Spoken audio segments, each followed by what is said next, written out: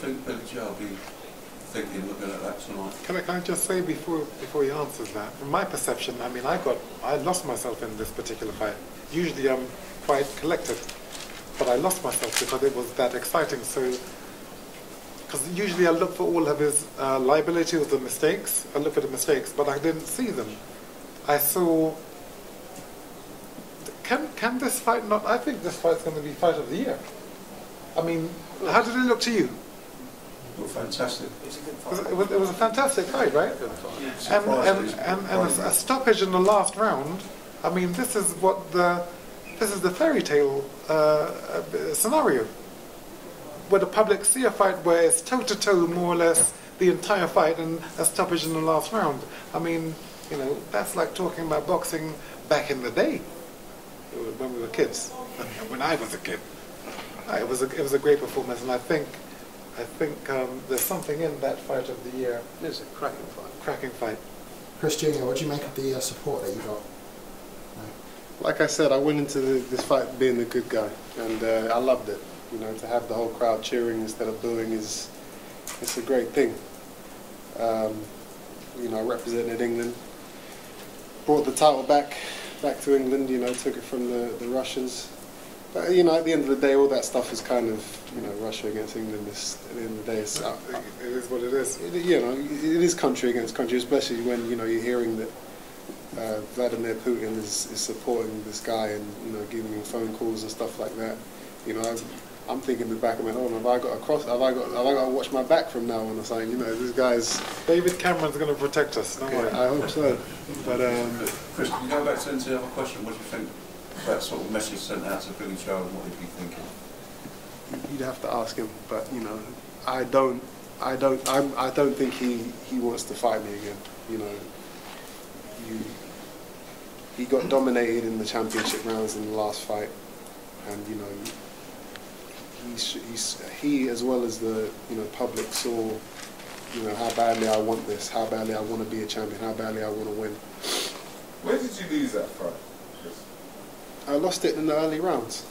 You know, it was my first 12-round fight. I'd only ever gone 8 rounds before, so I kind of, you know, I thought to myself, I paced myself too much, I guess. I overpaced myself. You know, it's something that, you know, you live and you learn.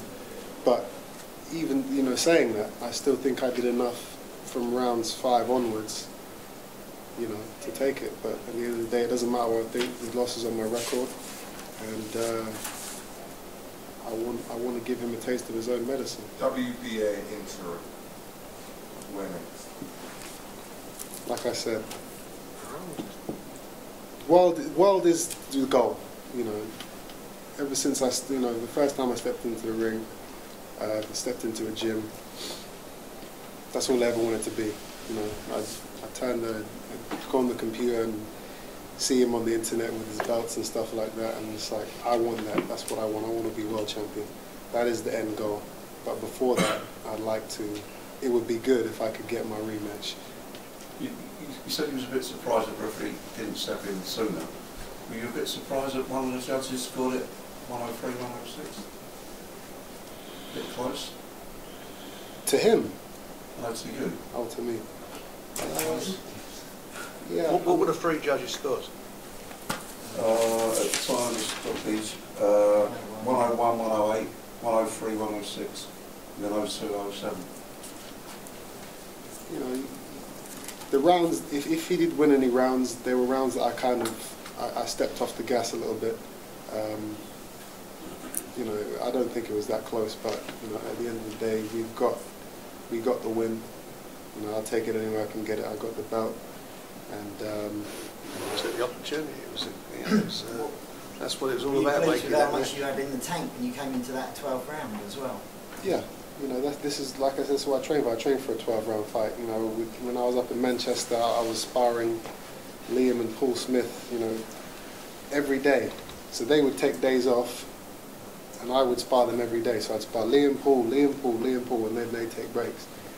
You know, I'm not messing around. I'm there to you know, I'm there to go to the 12 if I have to. But like I said, if I see any weaknesses and I see an opportunity, I'm going to stop you. Did you think you had the measure of him from round one? When you know how it started for you? After the early rounds, I started realizing that this guy is too slow. He's not. He can't beat me because he's not fast enough. You know, my defense it's unusual, and you know, fighters like him, he telegraphs his shots too much. So I can see where he's going to throw and I can move accordingly. And once I knew that he wasn't going to be able to kind of connect, because he doesn't throw combinations. It's all kind of, you know, you can't beat me doing that. So, you know, I started to have fun with it. You know, in the middle rounds, I was, you know, dancing around and, you know, just feeling it. Just, you know, this is my career. This is, you know, I love being in the ring. So, you know. Would it be fair to say you were pretty relaxed come the 6th round when you were, I think, you bobbed and weaved around a few of his and then just opened up, teed off on him? That's the key. Relaxation. If you go in there tight and pent up, you know, you're going to make mistakes. You're going to get tired quicker. You've got to be loose. And, you know, on top of that, it's good viewing. People like to see that because most fighters don't do stuff like that. They just hands up, come forward, and it's boring. You know, so I like to bring a little spice into things, that's all. You're shaking your shoulders there. Yeah. Where did that come from? I don't know. This is, you know. I like it. I'm not gonna lie. I like it. It's spur of the moment. You know, you just Did feel it like throw him off a bit? I thought it did. it throws any fighter off. You know, fighters only prepare for what they get in sparring, and there's not many fighters on the planet that do the type of stuff that I do in the ring. So they're not prepared for it. So they see it, they think, what is he doing? What is that? And while he's thinking about that, I'm hitting him. You know, it's not just like, oh, I'm showing off or I'm messing around. It's a tactic. It's, you know, I'm distracting. I'm throwing you off your game. You know, I was talking to Saunders for a lot of the fight, and it threw him off. He said after the fight, you know, the stuff that I was saying to him made him fight different. You know, What were you saying? you'd have to ask him. It wasn't anything nice. Frank, what did you think about the performance from Chris today? I thought it was excellent. I mean, I knew that Chudinov's style would be, you know, tough, as we see. He's a very tough guy and he's very brave. But I always felt that Chris would be too much for him. And I thought Chudinov fought probably the best I've seen him fight, to be quite honest. He came to fight and was very, very well prepared. But you know, he done a fabulous job, and he shows that he's got a great engine. You know, that last round, I mean, the referee, we said it earlier, could have stopped that very early on, and I'm surprised he didn't. And I thought myself at one stage he threw so many shots at the end of that, you know, in that 12th round, that maybe he punched himself out a bit, that he dug deep and then put another lot together, and eventually the referee, you know, did the right thing. But you know, he's a work in progress. He's still got some things to do, but it's, you know, it's there to be done. And that fight will happen. The rematch. Will happen. Is it down the line or starting? Or? No, I don't think it's going to be far away. It will happen. Happen this year. Chris, winning that title, an interim world title, do you think that's surpassing anything for you, Joe Saunders yet got? Well, this is a stronger belt than the British, the European, and the Commonwealth. So, you know, now it's you know, if anything, he should be looking for me because I'm in a stronger position. You know, I'm over the moon. This is what I wanted. I've got my title. No one can take this away from me. And you know, for all the doubters and the people that kind of, you know, because there's still people out there that think, you know, oh, he's just doing it because of his dad, and Not after that performance. you know, exactly. You know, people was a see great now performance. that I'm the real deal. I'm here, and you know, I've got a title. No one, you know, you can't. This wasn't given to me. I took this. I achieved this. So I'm happy. Is that why you've changed your entrance music to try and move away from people accusing you of being just following your dad? You mean simply the best? Yeah. Entrance music is just, you know, it's a different era. I don't think that kind of works now. Well, that gangster rap he comes into, it suits his style. I mean, he wanted to change, and why not? I mean, and it's a tune. I mean, that is a real tune.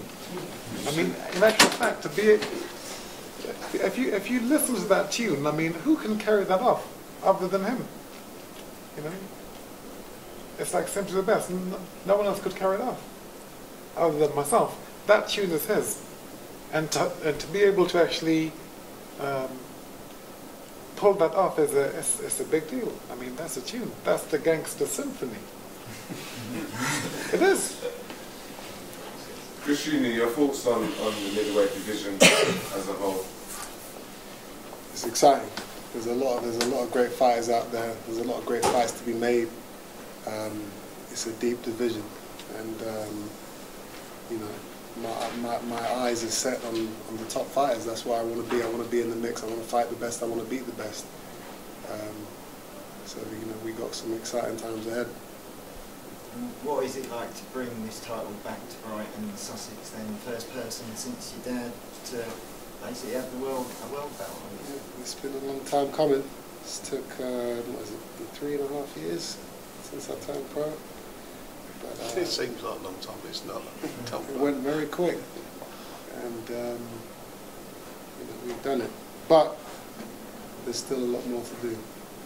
We want the official version of this, ASAP. And Chris Senior, what's it like to see the Eubank name again in Brighton with a world title? How does that feel? It's you know, what do I say? I'm a proud father. I mean, I don't think, you know, I don't know that in Britain that there has ever been a father who's been the champion and the son who's actually achieved championship status until now. So, you know, I'm not asking for a front cover on the front of the Argus. I'm not. I think the young man earned it. So it's a real thing.